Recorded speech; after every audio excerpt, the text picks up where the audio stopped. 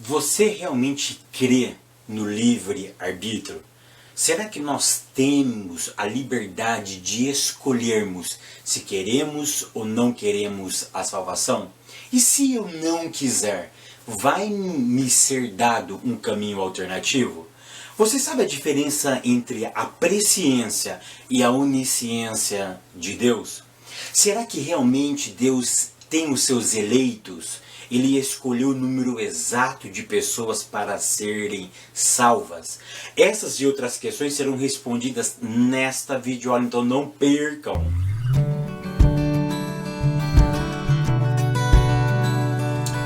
A paz, queridos, que bom estarmos aqui novamente no nosso programa semanal da Escola Bíblica Dominical para darmos sequência à nossa série de estudos bíblicos baseado no tema a obra da salvação. Jesus Cristo é o caminho, a verdade e a vida. E hoje chegamos à lição de número 8. E a lição de número 8 tem como título Salvação e Livre-Arbítrio. E a leitura bíblica em classe se encontra no Evangelho de João, no capítulo de número 3, do verso 14 ao verso 21. Evangelho de João, capítulo de número 3, do verso 14 ao verso 21. Hoje iremos tratar de um assunto realmente muito caloroso. Esse assunto vai dar polêmica, vai dar, eu não vou dizer briga, né, porque cristão não briga, mas vai dar briga assim, né, alguns vão ficar mais exaltados do que o outro, uns vão dizer que existe livre-arbítrio, outros vão dizer que não existe o livre-arbítrio, e aí vai se dar essa discussão. A única coisa que eu quero alertar a você é que essa discussão ela não é nova. Tá? E não vai ser nesta aula e nenhuma outra aula que vamos pôr um ponto final nessa dialética, nessa problemática, nessa discussão secular. Isso já se arrasta no mínimo,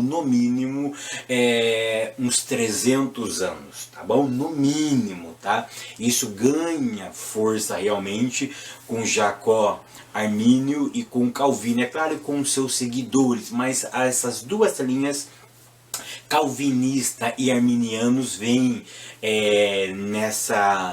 nessa disputa, vamos dizer assim, sobre esse tema. Eu sei que esse tema já foi discutido por Agostinho por volta do ano 300, por volta daquele século, do século IV, ou seja, então nós temos mais ou menos aí, eu falei 300 anos, mas eu posso jogar isso mais ou menos 1700 anos. Mais recente, dar-se-á com esses dois grupos teológicos, mas o que eu quero deixar ciente é uma coisa: isso não vai ser uma coisa que eu vou pôr um ponto final e nem você vai pôr um ponto final. Então, uma coisa é verdade, tá?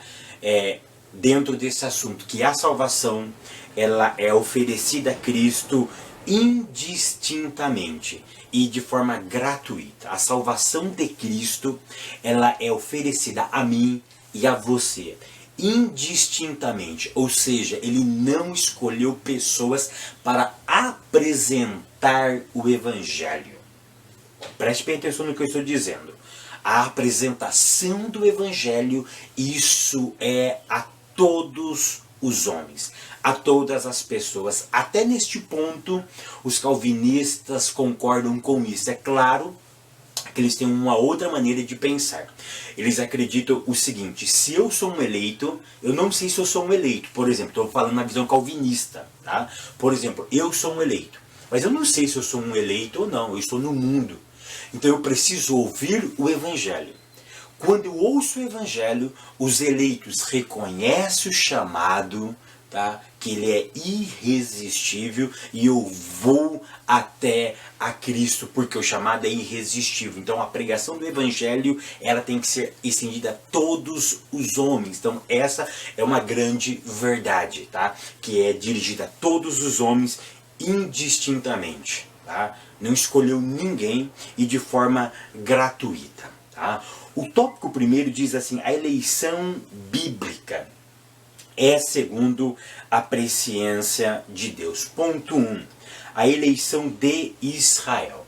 Para falarmos da eleição de Israel, nós temos que falar sobre Abraão. Porque Abraão foi o primeiro hebreu, foi o primeiro ivrite. E eu quero retomar aqui as vendas do meu curso de hebraico. Teve um irmão, uma pessoa, eu acho que foi um irmão, que me disse que não concorda comigo que existe graça no Antigo Testamento. Eu respeito a posição tua, eu respeito o teu posicionamento, mas se nós soubéssemos ler a Bíblia em hebraico, nós não teríamos mais essa dúvida. Então eu convido a você a fazer o curso comigo. Eu vou deixar o link do curso aqui embaixo, tá? Na descrição desse vídeo vai ter um link escrito aqui, curso de hebraico online. Você clica nesse link, você vai direto para a página, tá? A minha página onde eu apresento o curso de hebraico, e você clicando aí vai ter todas as consequências, tá bom?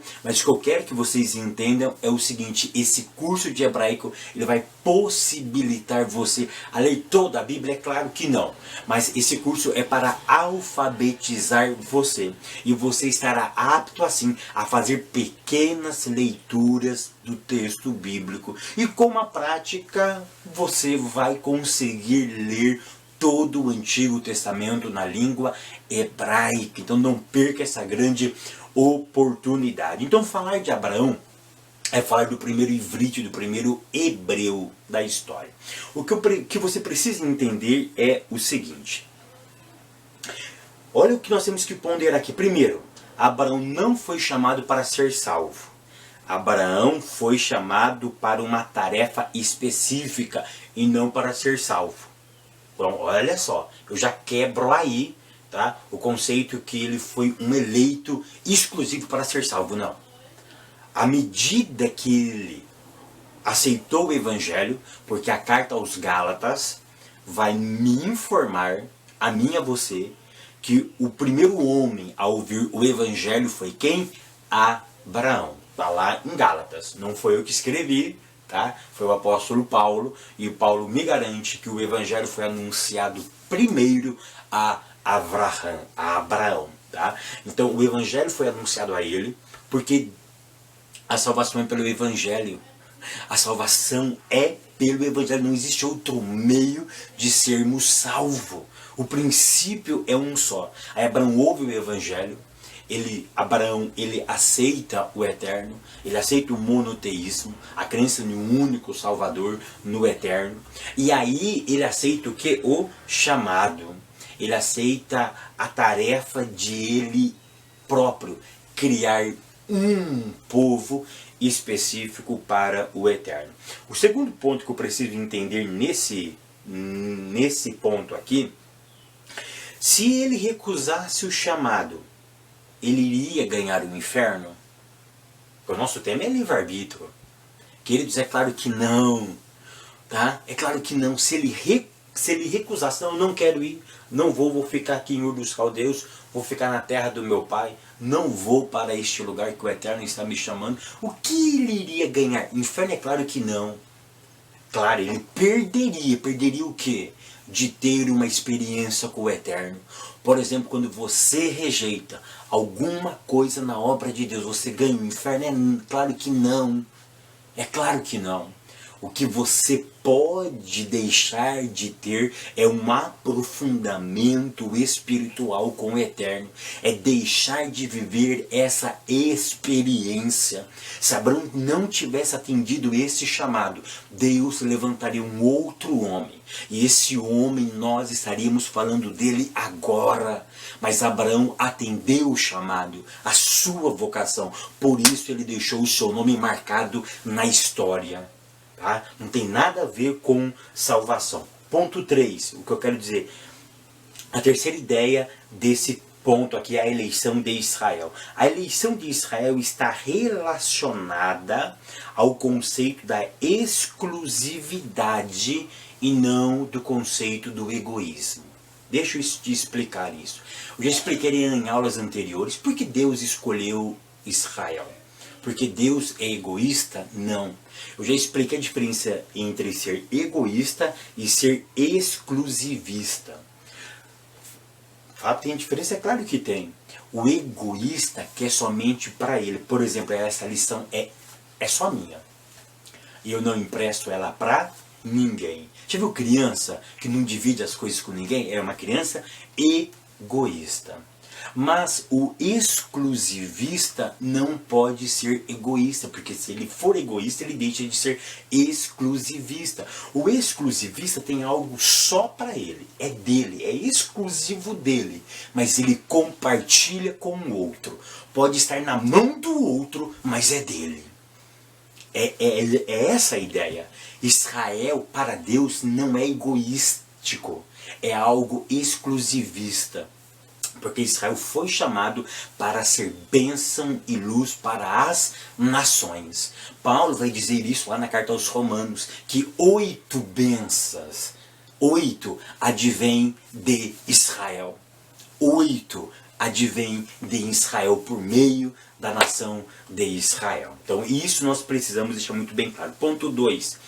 Eleição para salvação. Aqui eu quero que você entenda duas coisas, basicamente. Existem 2 tipos de eleição.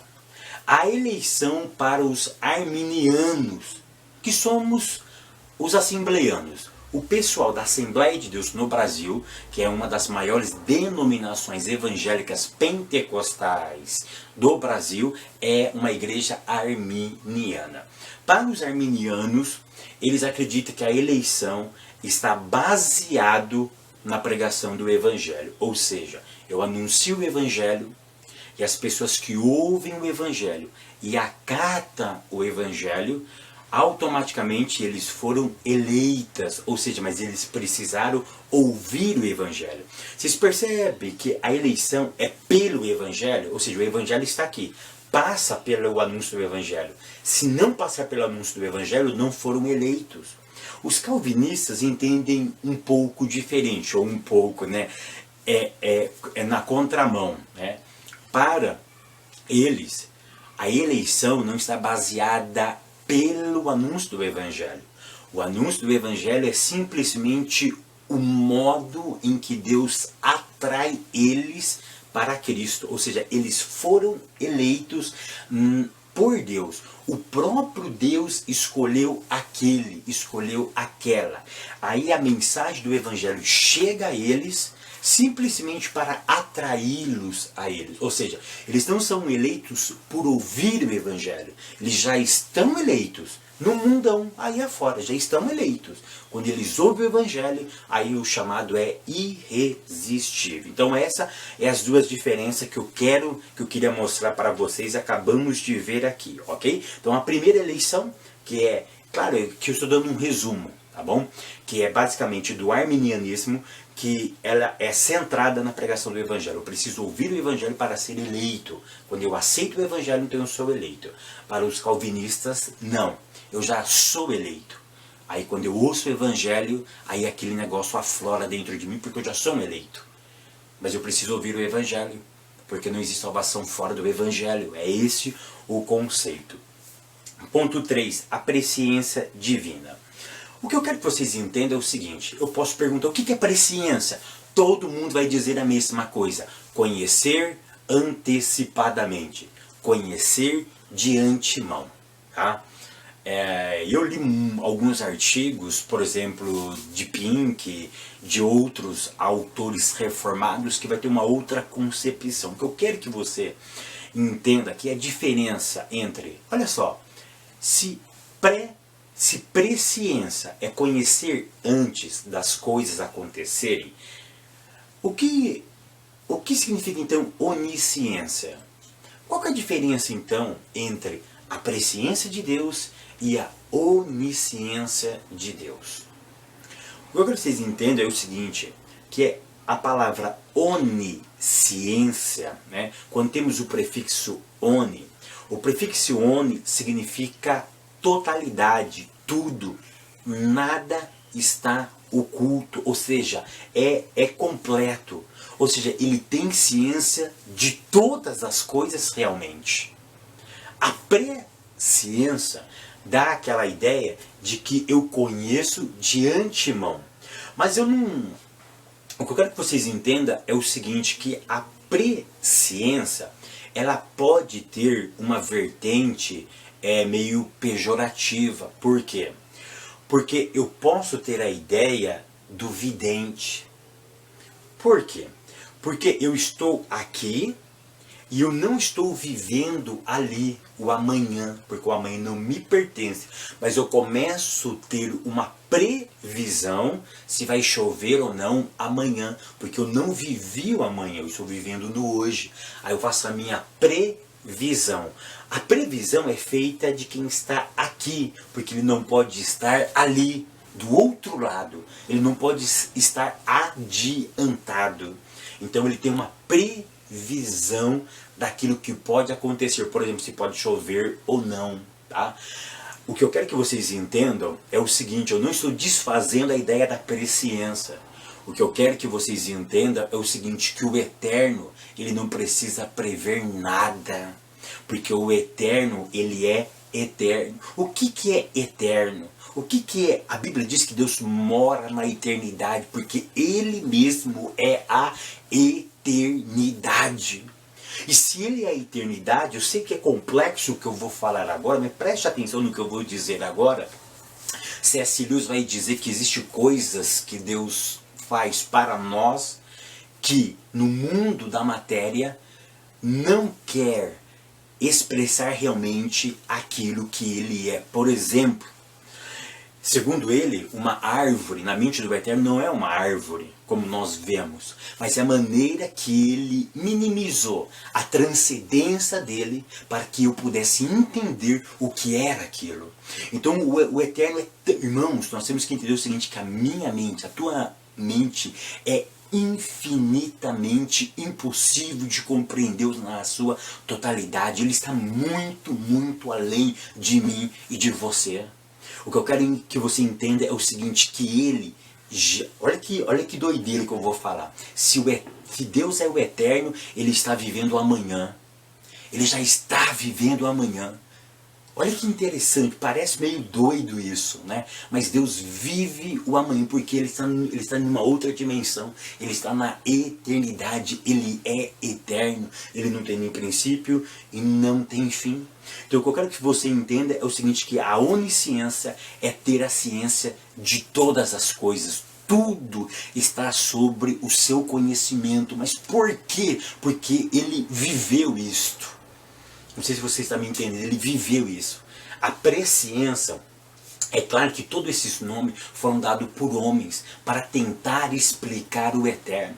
E toda vez que eu tento explicar algo que é transcendente, nós cometemos pequenas falhas. E a presciência, tá, é uma forma de tentar explicar que Deus prevê certas coisas, que Deus conhece de antemão. Tá? Então o que eu quero que vocês entendam é o seguinte, que eu prefiro a onisciência. Tá? Por quê? Porque no meu ponto de vista, Deus não prevê as coisas, ele vive aquilo, porque aos Hebreus diz que Jesus é o mesmo ontem, hoje, ele não será eternamente, e é eternamente, ou seja, ele sempre é, ele vive o amanhã. Aquilo que eu vou ver amanhã, ele já viveu por mim. Ele já está vivendo aquela situação. Ele sabe o que vai acontecer. Isso não é previsão, é onisciência. Tá?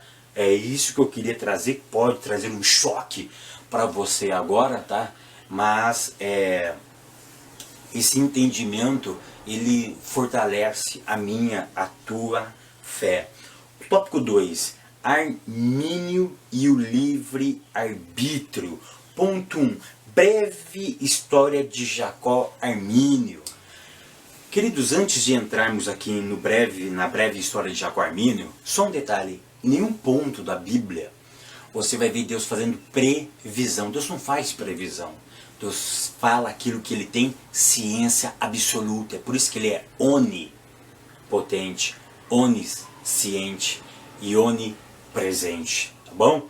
Deus nunca fez previsão, porque ele vive aquele momento, porque ele é eterno. Ponto 1, uma breve história de Jacó Armínio. É claro que nós não vamos falar aqui de forma exaustiva a história de Jacó Armínio. A única coisa que nós precisamos saber aqui, que ele era holandês, né? Que ele era doutor em teologia. E será que ele era calvinista, sim ou não? Deixa eu dizer uma verdade. A Holanda tinha a igreja oficial. E a igreja oficial da Holanda, naquela época, era de fé calvinista. Tá? Era de fé calvinista. Embora Jacó Arminius não concordava com esse ponto de vista. E os seus colegas também, que tinha a mesma ideia do que ele, não concordava com esse ponto de vista. Então o que você precisa saber? Então, que ele era... nós precisamos saber de Jacó Armínio? Que ele era holandês, ponto. Doutor em teologia, ponto. Era um exímio conhecedor das Sagradas Escrituras. E ele era de fé calvinista, ou seja, a igreja que ele pertencia, a igreja que ele pertencia, porque a igreja oficial na Holanda era de fé reformada, era de fé calvinista. Tá? Eu sei que alguns autores vão debater aí, mas majoritariamente tem-se essa definição. Tá? E ele não concordava com esses pontos. Tá? Ele não concordava, ele relutava com esses pontos. Tá? Depois da morte dele, aí reuniu lá 45, outros vão falar 46 teólogos que aceitavam a ideia de Armínio, tá? Que aí eles vão montar um compêndio teológico onde eles vão definir e sustentar a tese de Jacó Armínio. E aí dar-se-á início ao movimento chamado arminianos. Tá? E aí surgiu, eles desenvolveram uma ideia chamada sinergismo. O que é sinergismo? Talvez você nunca ouviu, né? Mas o que eu vou explicar você já ouviu. Que a nossa salvação é um trabalho conjunto com Deus. Deus faz a parte dele e eu faço a minha. Nós já não ouvimos isso? Então isso é a ideia do sinergismo, tá? Trabalhar juntos, é duas palavras gregas que significa trabalhar juntos. Já ouviu falar na palavra monergismo? Não, Fábio. O que é monergismo? É trabalhar exclusivo. Ou seja, a ideia do monergismo é que Deus trabalha exclusivamente, só Ele trabalha. No sinergismo é a ideia de que trabalhar junto, Deus e o homem. Então, para o calvinismo é monergismo, Deus trabalha sozinho. Para os arminianos, Deus trabalha em conjunto comigo e com você. Essa que é a temática. Ponto 2, o livre-arbítrio. Aqui está uma polêmica enorme. Existe ou não existe livre-arbítrio? O que eu quero perguntar para você é o seguinte. Se o livre-arbítrio, o autor vai nos informar que o livre-arbítrio foi dado para Adão. E o texto que ele cita, Gênesis capítulo 2, é um texto antes da queda. Antes da queda. E a minha pergunta é, Adão recebeu livre-arbítrio, sim ou não? É claro que sim. É claro que sim. Adão tinha livre-arbítrio. E a pergunta que eu quero fazer para você é o seguinte. Nós aprendemos, estamos careca de saber, que o pecado afetou tudo, até a natureza geme. Não é verdade? Nós aprendemos isso semana passada, que a natureza geme, esperando o dia da redenção. O homem, tanto no corpo, na alma e no espírito, para quem é tricotomista, ou para quem é dicotômico, o homem no corpo e na alma, foram afetados pelo pecado. A minha pergunta é, o livre-arbítrio foi afetado sim ou não? Se tudo na nossa vida foi afetado, o livre-arbítrio também foi afetado? Isso é uma pergunta muito interessante. Eu tenho um problema com o livre-arbítrio. Por quê? Eu acredito no livre-arbítrio, é claro que eu acredito. Mas eu acredito no livre-arbítrio, por exemplo, para eu namorar. Eu namoro com quem eu quero, eu vejo se ela é bonita, se ela é feia, se ela é loira, se ela é morena, se ela tem os olhos azuis, se ela tem um olho preto, caramelo, ou seja, eu escolho. Emprego. E eu sei que eu não posso escolher muita coisa, né? Porque eu não estudei na vida, né? Mas o emprego eu posso escolher. Ah, você pedreiro. Eu que não estudei, você pedreiro, você marceneiro, você serralheiro. Eu decidi ser serralheiro. Eu vou sair dessa firma hoje e amanhã eu vou procurar emprego. Eu tenho livre escolha. Eu tenho livre-arbítrio. Eu posso escolher aquilo que eu quero. Ou seja, eu vou escolher. Eu tenho a escolha que eu quero. Mas será que a salvação eu posso escolher? Por quê? Olha só, eu vou escolher, eu te apresento dois empregos. Um para ganhar 5 mil e outro para ganhar 7 mil reais, beleza? Qual que você vai escolher? O de 7 mil, você não é bobo, né? Você não é bobo, até eu que tenho cara de tonto, vou escolher o emprego de 7 mil. Mas se o de 5, também é legal. O de 5 também é legal, mas tem um melhor. Olha a proposta que eu vou te fazer agora. Olha a proposta. Você escolhe os dois aqui. Aí tem cara que vai escolher o de 5. Por quê? O de 5 é uma coisa legal também, não é ruim. Mas eu vou te propor um de 5 mil e eu vou te propor um de 500 reais. Só um louco para escolher o de 500 reais. Você vai escolher o quê? O de 5 mil. Tá? Aí eu te ofereço céu e inferno. O que eu vou ganhar no céu? No céu eu vou ganhar tudo. No céu vou andar com os anjos, no céu vai ter ruas de ouro, vai ter cachoeira, no céu vai ser bênção. E no inferno? No inferno, meu irmão, tem garfo. No inferno tem espeto. No inferno tem fogo. Você vai sofrer, ele vai te atormentar dia e noite, dia e noite, dia e noite. Você vai sofrer. Você vai pagar por tudo aquilo que você fez, vai ser doloroso. O que você vai escolher? Salvação. Ou seja, você percebe que essa outra escolha é uma escolha ruim? Se somente um louco vai ter essa condição de escolher. Tá? Somente um doido, um débil mental que vai escolher o quê? Ir para o inferno. Aí você pode me perguntar, mas essas pessoas que não querem o evangelho é porque elas não acreditam que o inferno é real. É esse o problema. É que o diabo ludibriou as mentes delas e elas não entendem. E não conseguem entender na mente delas que o inferno é real. É esse o problema. Então, olha só. Se eu tenho a possibilidade de escolher céu e inferno, você acha que eu vou escolher o inferno? É claro que não, vou escolher o céu. Então perceba que sempre quando a Bíblia vai falando sobre a escolha do ser humano, ela vai sempre te jogando para onde? Para a escolha melhor, que é o céu, que é a eternidade com Ele. É nesse ponto que eu quero que essa livre escolha, esse livre-arbítrio, na verdade, no meu ponto de vista, ele foi maculado pelo pecado. O pecado, ele maculou esse livre-arbítrio. Ele manchou a totalidade dessa escolha. E essa escolha que nós temos, ela é parcial, ou seja, ela é tendenciosa. Ela me leva para onde? Para escolher o melhor. E qual é o trabalho do diabo? É justamente ludibriar, tirar a verdade, a eficácia, a veracidade do inferno.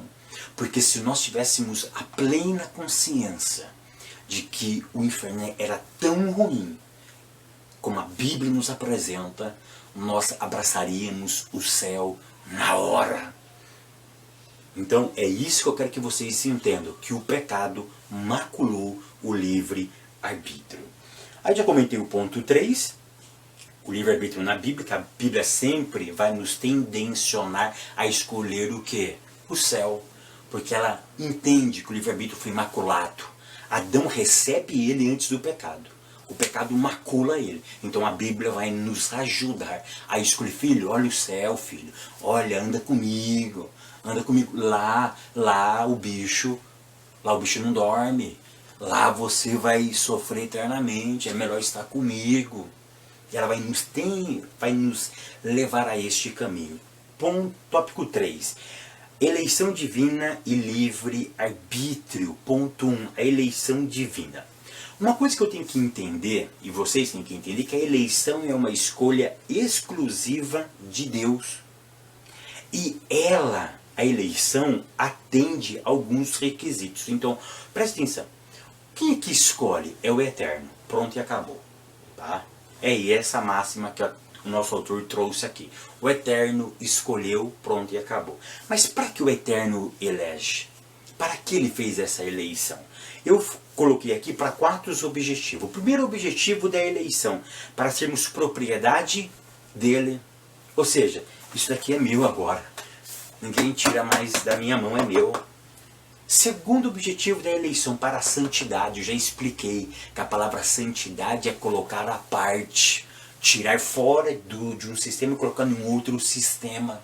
Ou seja, eu estou colocando ele em um outro sistema. Para que ele está sendo excluído de um e inserido no outro. Então, a ideia de para a santidade é para uma obra, ou seja, se tu és propriedade dele, ele te separou para a santidade, ou seja, para uma obra.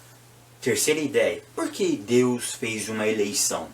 Para o não aprisionamento ao pecado, o que o nosso autor chama de liberdade. Hoje tu és livre. Para quê? Para o adorar. Você não está mais preso, você não está mais amarrado, você não está mais enjaulado. Agora o Evangelho, ele te deu liberdade para você adorar a Ele em espírito e em verdade. A tua mente não é mais pressionada, não é mais aprisionada ao pecado e nem pelo pecado. E a quarta ideia é para sofrermos por causa do Evangelho. Eu fui eleito para sofrer por causa do Evangelho. Ponto 2. Escolha humana e fatalismo. Aqui, eu e você precisamos entender, primeira coisa, que Deus dá a oportunidade a todas as pessoas. Então esse é o primeiro ponto. Deus dá a oportunidade para todas as pessoas se entregar à salvação. A salvação é apresentada a todas as pessoas. Eu preciso entender também nesse ponto, que eu também não creio, preste atenção, que Deus escolhe uns para o céu. Deus pega e fala, isso daqui vai todo mundo para o céu. Isso aqui vai todo mundo para o inferno. Pera aí. Olha, Deus pode fazer isso, é claro que Ele pode, Ele é soberano, Ele faz aquilo que Ele quer. A mente dele é tão transcendente que eu não consigo entender aquilo que Ele fez, aquilo que Ele faz. Mas humanamente, eu não consigo entender esse tipo de Deus. Tá? Eu não consigo. Se Ele faz isso, um dia Ele vai nos explicar na eternidade. Porque hoje, aqui e agora, gravando essa aula, no dia 11/11/2017, eu não consigo entender que Deus escolhe um para ser salvo e escolhe outro para ir para o inferno. Eu não consigo entender essa ideia. Não consigo entender essa posição teológica. Aí nós temos o ponto 3. Ponto 3 diz assim, a possibilidade da escolha humana. No meu ponto de vista, existe sim a possibilidade do homem escolher se ele vai querer Cristo ou se ele vai rejeitar a Cristo. Fábio, então você está se contradizendo, porque aí tem livre escolha. Não tem livre escolha, não tem livre arbítrio. Preste atenção, o Evangelho é apresentado a ele. E o Evangelho sempre vai tendencionar ele a escolher o que é Cristo. Tá legal, se não quiser Cristo, você vai para um caminho alternativo aí. Você vai ficar na segunda classe do céu. Não é o céu de verdade, mas também, né? Pô, você vai viajar é igual avião, tem a primeira classe e a segunda classe. Eu não vou de primeira classe, né? Deitado no meu leito, mas eu vou de segunda classe. Tá legal, tá bacana. É essa a concepção. O Evangelho é apresentado, ele vai te tendencionar, ele vai te levar para a eternidade, para você abraçar a eternidade. Por quê? Porque o oposto, ele é péssimo. O outro caminho, ele é horrível, ele não te leva à presença de Deus, ele te leva para longe da presença do Eterno. E essa E essa vida eterna é sem a presença dele. E isso é lastimável para a vida do homem. E eu concluo essa aula dizendo o seguinte, que eu e você perseveremos a fé que uma vez nos foi dada. Que o Eterno continue abençoando a tua vida, a tua casa, a tua família, o teu emprego, os teus negócios. E até semana que vem, querendo Deus.